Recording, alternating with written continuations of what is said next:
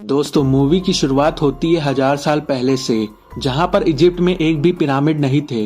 वहां के लोग कबीले में रहना पसंद करते थे, लेकिन उनमें से एक कबीला जिनका सरदार मेमनॉन था, उसने हर कबीले पर अटैक करके अपना कब्जा जमाना शुरू कर दिया था। उसके हर जीत के पीछे का कारण एक जादूगरनी थी, क्योंकि वो फ्यूचर को देखकर मेमनॉन को बता देती थी कि वो आगे की लड़ाई में जीतेगा या नहीं। मेमनॉन उसकी हर बात को मानता था और उसके अकॉर्डिंग अपना प्लान बनाया करता था। अब बहुत कम कबीले बचे थे जो मेमनॉन के कब्जे से आजाद हैं। वो लोग मेमनॉन से लड़ना नहीं चाहते थे, क्योंकि उनके पास इतनी बड़ी सेना नहीं थी कि वो मेमनॉन का मुकाबला कर सकें। लेकिन उनमें से एक कबीले का राजा, जिनका नाम फेरौन है, जो मेमनॉन से लड़ना चाहते थे। इसीलिए वो 3 किलर्स को बुलाता है। उन तीनों में से सबसे बहादुर किलर, जिसका नाम मैथायस होता है, और वो इस मूवी का हीरो भी होता है। मैथायस के साथ उसका भाई और दोस्त होता है, जो मेमनॉन को मारना चाहते थे, क्योंकि मेमनॉन ने उनके कबीले पर अटैक करके उनके सभी परिवार वालों को मार दिया है। राजा फेरौन उस जादूगरनी को मारने के लिए उन्हें 20 स्टोन देते हैं इनाम के तौर पर, जिनकी कीमत करोड़ों में है। फिर तभी हम मेमनॉन को हरा पाएंगे। मैथायस राजा फेरौन से कहता है, तुम्हारा काम हो जाएगा। लेकिन राजा फेरौन का बेटा इस समझौते से खुश नहीं था। अगले दिन हम देखते हैं मैथायस, उसका भाई और साथी उस जगह पर पहुंच जाते हैं जहां मेमनॉन रुका हुआ था। तभी वो तीनों उस जादूगरनी को ढूंढने लगते हैं, लेकिन मेमनॉन के सोल्जर्स इन्हें देख लेते हैं और इन पर हमला करने लगते हैं। फिर हम देखते हैं मैथायस का साथी मारा जाता है और उसके भाई को पकड़कर बंदी बना लिया जाता है। लेकिन मैथायस उस जादूगरनी के पास पहुंच जाता है। जैसे ही वो जादूगरनी को मारने वाला होता है, वो जादूगरनी मैथायस को बताती है कि तुम्हारे साथ धोखा हुआ है। और इससे पहले वो उस जादूगरनी को मारता, यहाँ पर मेमनॉन के सोल्जर्स आ जाते हैं और मैथायस को किंग मेमनॉन के पास ले जाते हैं। फिर हम देखते हैं कि मैथायस को पकड़े जाने का कारण राजा फेरौन का बेटा होता है, क्योंकि वो अपने पिता को मारकर किंग मेमनॉन से हाथ मिला लिया था। मेमनॉन मैथायस के भाई को उसके आंखों के सामने मार देता है। वो मैथायस को भी मारने वाला होता है। फिर तभी वो जादूगरनी वहां जाकर मेमनॉन को ऐसा करने से मना कर देती है। वो जादूगरनी मेमनॉन को बताती है, अगर तुमने इसे मारा तो हमारे साथ बहुत बुरा होगा, हम पर कयामत टूट पड़ेगी। जो कुछ हमने जीता है हम वो सब खो देंगे, क्योंकि मैं इसके बारे में सब कुछ जान गई हूँ। ये गॉड के अच्छे लोगों में से एक है। इसीलिए मेमनॉन जादूगरनी की बात मान जाता है और वो मैथायस को नहीं मारता। लेकिन पनिशमेंट देने के लिए वो लोग मैथायस और एक चोर को जमीन में गाड़ देते हैं। उनके आसपास बहुत खतरनाक लाल चींटियां थी। ये लाल चींटियां इंसान को खाकर उन्हें कंकाल में बदल देती हैं। लेकिन वो चोर अपने आप को किसी तरह से छुड़ा लेता है और मैथायस की जान बचाने में कामयाब हो जाता है।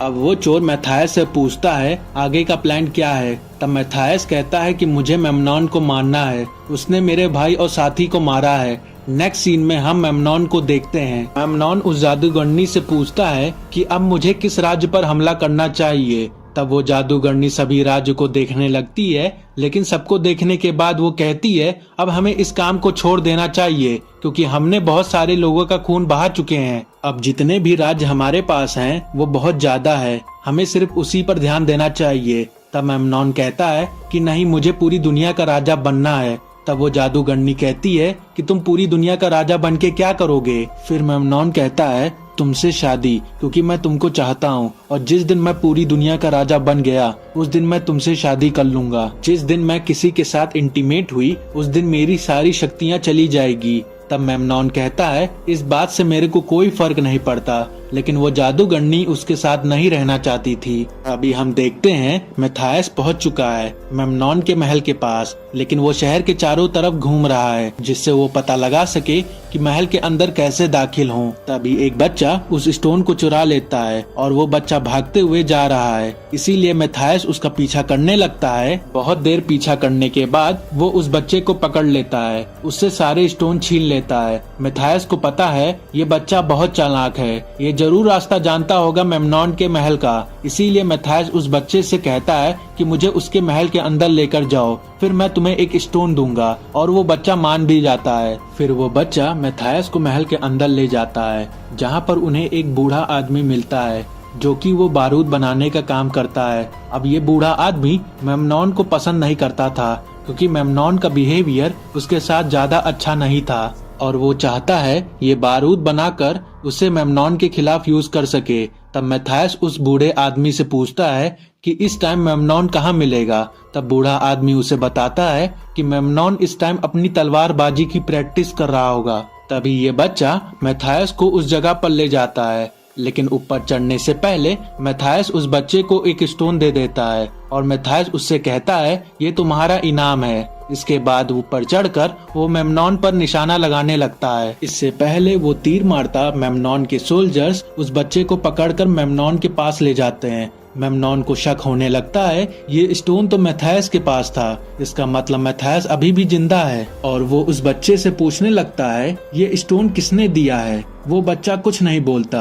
मेमनॉन उस बच्चे का हाथ काटने का आदेश देता है, इसलिए मैथायस को ना चाहते हुए भी मेमनॉन को छोड़कर उस हथियार पर तीर चलाना पड़ता है, जिससे बच्चे का हाथ काटा जा रहा होता है। मेमनॉन के सोल्जर्स मैथायस को देख लेते हैं, वो उस पर तीर चलाते हैं। मैथायस भागते भागते उस जादूगरनी के रूम पर पहुंच जाता है। मैथायस जबरदस्ती उस जादूगरनी को पकड़कर महल के बाहर ले जाता है, क्योंकि मेमनॉन उस जादूगरनी को ढूंढने के लिए महल से बाहर जरूर आएगा। जब वो बाहर निकलेगा तब मैथायस उसको मार देगा। इसके बाद ये लोग मरे हुए लोगों की वैली की तरफ निकल जाते हैं, लेकिन रात को जब ये लोग सो रहे होते हैं तब जादूगरनी वहाँ से भागने की कोशिश करती है, लेकिन मैथायस को इस बारे में पता चल जाता है और वो जादूगरनी को पकड़ लेता है। मैथायस जादूगरनी से कहता है कि तुम मेमनॉन के पास वापस जाना चाहती हो।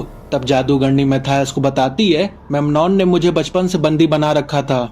मैथायस कहता है कि उस दिन जब मैं महल में आया था तब तुमने मेरी जान क्यों बचाई थी। जादूगरनी कहती है कि मैं जान चुकी थी कि तुम ही हो जो मुझे उस महल से बाहर निकाल लाओगे। इसके बाद मैथायस उसे आजाद कर देता है और कहता है कि अब ये तुम्हारी मर्जी है, अगर तुम जाना चाहती हो तो जा सकती हो, लेकिन मुझसे खतरनाक यहाँ की बाहर की दुनिया है। तब जादूगरनी वहीं पर रुक जाने का फैसला करती है। नेक्स्ट मॉर्निंग ये लोग अपने सफर पर आगे बढ़ते हैं और तभी मैथायस देखता है कि मेमनॉन के सोल्जर्स उनके तरफ ही आ रहे होते हैं। मैथायस उनसे अकेले ही लड़ने चला जाता है। मैथायस को दरअसल पता होता है कि रेगिस्तान का तूफान आने वाला है, इसीलिए वो अपनी आंखों को रेत से बचाने के लिए कुछ पहन लेता है। और जब वो उन सोल्जर्स के पास पहुंचता है तब बहुत बड़ा तूफान आता है, जिसमें मेमनॉन के सोल्जर्स को कुछ नहीं दिखता और इसका फायदा उठाकर मैथायस इन सबको मार देता है। यहाँ पर मेमनॉन का सबसे खास सोल्जर होता है। मेमनॉन ने उसे खास तीर दिया था जिस पर बिच्छू का जहर लगा है। वो मारने से पहले उस बिच्छू वाले तीर को मैथायस के पैर पर मार देता है, जिससे उसके पूरे शरीर में जहर फैल जाता है। लेकिन वो जादूगरनी अपने जादू से मैथायस के शरीर से जहर बाहर निकाल देती है। इस तरह मैथायस की जान बच जाती है। अगली सुबह मैथायस यहाँ पर एक पंछी के जरिए मेमनॉन तक संदेश पहुँचाता है कि उसके सारे सोल्जर्स मारे गए, पर मेमनॉन ने अपने आदमियों से झूठ बोल देता है कि मैथायस मारा गया। यहाँ पर उसके मंत्री बार बार उस जादूगरनी के बारे में पूछ रहे थे। मेमनॉन उनसे ये भी झूठ बोल देता है कि जादूगरनी की तबीयत ठीक नहीं है और वो महल में ही है, क्योंकि वो जानता था कि अगर उन्हें पता चल गया कि जादूगरनी महल में नहीं है तो उनके जितने बुलंद हौसले हैं वो सारे टूट जाएंगे। उधर मैथायस, जादूगरनी और उनके साथ चोर था, ये लोग पानी की तलाश में उस डेजर्ट में घूम रहे होते हैं। लेकिन तभी अचानक से वहाँ पर एक ब्लास्ट होता है और जब ये लोग चेक करते हैं तो उन्हें वही बूढ़ा आदमी दिखता है जो मेमनॉन के लिए बारूद बनाने का काम किया करता था। असल में वो महल से भागकर यहाँ आ गया है और वो जादूगरनी को यहाँ पर देखकर काफी खुश हो जाता है। इसके बाद ये लोग पानी की तलाश में आगे बढ़ जाते हैं। उन्हें एक जगह पर पानी मिल भी जाता है, लेकिन तभी वहाँ पर बहुत सारे सोल्जर्स आ जाते हैं और वो इन्हें बंदी बनाकर अपने साथ ले जाते हैं, जहाँ पर एक काफी बड़ा कबीला मेमनॉन के सोल्जर से छुपकर रह रहा होता है। और इस कबीले का जो सरदार था मैथायस को पहले से ही जानता था, लेकिन मैथायस और वो सरदार एक दूसरे को अच्छा नहीं समझते थे।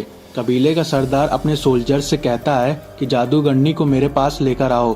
तब मैथायस उनसे कहता है जो कोई भी इसके करीब आया उससे पहले मेरे साथ लड़ना होगा। अब यहाँ पर कबीले का सरदार और मैथायस के बीच में लड़ाई होती है, लेकिन कबीले का सरदार मैथायस के सामने ज्यादा देर तक टिक नहीं पाता और वो कबीले के सरदार को हरा देता है। मैथायस कबीले के सरदार को कहता है कि हमारा दुश्मन एक ही है, मेमनॉन को हराने के लिए हमें साथ में काम करना होगा। तब कबीले का सरदार कहता है उसकी इतनी बड़ी आर्मी से कौन लड़ेगा, जिस पर मैथायस कहता है कि मैं लड़ूंगा। कबीले का सरदार अब उन्हें भी कबीले में रहने की इजाजत दे देता है।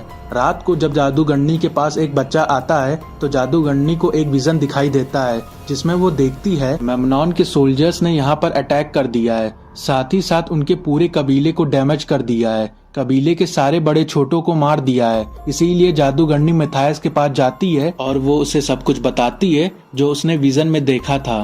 तब मैथायस उसे कहता है मेमनॉन की मौत मेरे हाथों लिखी है, उसे मैं ही मारूंगा। तब जादूगरनी मैथायस के हाथ को छूकर एक बार फिर से विजन को देखती है जिसमें वो देखती है मेमनॉन के सोल्जर्स ने मैथायस को तीर मार दिया है और मैथायस अपनी जिंदगी की आखिरी सांसें गिन रहा है। जब वो जादूगरनी अपनी सेंसेस में वापस आती है तब वो मैथायस को बताती है कि तुम मारे जाओगे, यही तुम्हारी डेस्टिनी है। जिस पर मैथायस उसे बताता है कि मैं अपनी डेस्टिनी खुद ही लिखता हूँ। इसके बाद वो दोनों अपना रिलेशन बना लेते हैं, लेकिन जैसे ही जादूगरनी ने बताया था अगर वो किसी के साथ अपना रिलेशन बनाएगी तो उसकी सारी पावर चली जाएगी, और इस तरह से उसकी सारी पावर जा चुकी है। साथ ही वो रात के अंधेरे में चुपचाप मेमनॉन के महल की तरफ निकल पड़ती है क्योंकि वो नहीं चाहती उसकी वजह से मैथायस और कबीले के लोगों पर कोई भी खतरा आए। और अगली सुबह जब मैथायस को इसके बारे में पता चलता है तो मेमनॉन की महल की तरफ अकेले ही जाने लगता है क्योंकि वो नहीं चाहता था जादूगरनी एक बार फिर से वहां जाकर बंदी बन जाए।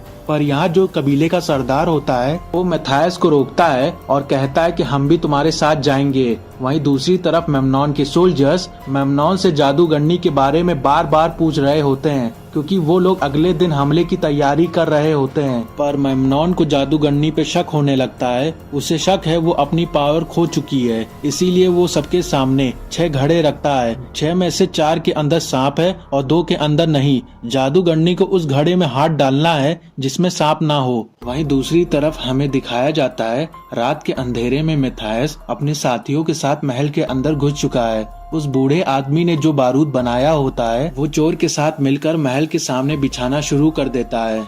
फिर हम देखते हैं मेमनॉन जादूगरनी का इम्तिहान ले रहा है और वो उस घड़े के अंदर हाथ डालती है जिसके अंदर सांप होता है। घड़े से सांप को निकालती है और कहती है कि तुम खोखले राजा हो। इससे पहले मेमनॉन जादूगरनी को मारता वहाँ पर मैथायस आ जाता है।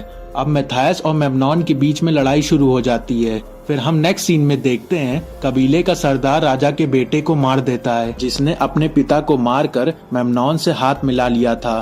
साथ ही साथ मेमनॉन के बाकी सोल्जर्स को भी मार गिराता है। उधर मैथायस और मेमनॉन की लड़ाई में मेमनॉन मैथायस की आंखों में राख डाल देता है, लेकिन तभी वहां पर एक तीर चलाने वाला आ जाता है जिसे जादूगरनी देख लेती है। अब जादूगरनी मैथायस के सामने आना चाहती थी ताकि तीर जादूगरनी को लग जाए, लेकिन जब मैथायस ये देखता है तब वो जादूगरनी को लेकर पलट जाता है। फिर तीर मैथायस के कमर में लग जाता है। ये वही मूवमेंट था जो जादूगरनी ने अपने विजन में देखा था और तभी ये तीर वाला आदमी मैथायस को मारने के लिए बढ़ता है, लेकिन जादूगरनी उसे ही मार डालती है। अब मैथायस काफी ज्यादा इंजर्ड था। वहीं पर पड़े हुए एक धनुष को उठाता है और जो तीर उसके कमर पर लगा होता है वो उस तीर को निकालता है। मेमनॉन की तरफ निशाना लगाता है। मेमनॉन इस तरह के तीर अपने हाथ से या तलवार से रोक लेता है। वो तीर को रोकने के लिए तैयार होता है, लेकिन तीर की रफ्तार इतनी तेज होती है मेमनॉन उस तीर को रोक नहीं पाता है और तीर उसके सीने में लग जाता है। वहीं दूसरी तरफ उस बूढ़े आदमी के साथ जो चोर होता है वो बारूद में आग लगा देता है जिससे बहुत बड़ा ब्लास्ट होता है। मेमनॉन जो नीचे गिर रहा होता है और वो उस आग में जलकर राख हो जाता है और इस तरह से मेमनॉन का अंत हो जाता है। मेमनॉन के अंत के बाद मैथायस को यहाँ का राजा बना दिया जाता है। इसके बाद कबीले का सरदार वहाँ पर आकर मैथायस को थैंक्स बोलकर वहाँ से चला जाता है। वो जादूगरनी मैथायस को बताती है अब हमारे राज्य में सुख और शांति होगी। मैथायस कहता है कि मैंने सुना है कि जब हम दोनों रिलेशन में आए थे तब तुम्हारी सारी पावर चली गई है। फिर वो जादूगरनी बोलती है ये सब झूठ था, मेरे पास पावर अभी भी बरकरार है। मैथायस पूछता है कि हमारे राज्य में सुख शांति कब तक रहेगा, जिस पर जादूगरनी कहती है कोई भी चीज हमेशा के लिए नहीं होती, हर चीज की तरह राज्य की भी डेस्टिनी होती है। फिर मैथायस कहता है कि मैं अपनी डेस्टिनी खुद लिखूंगा।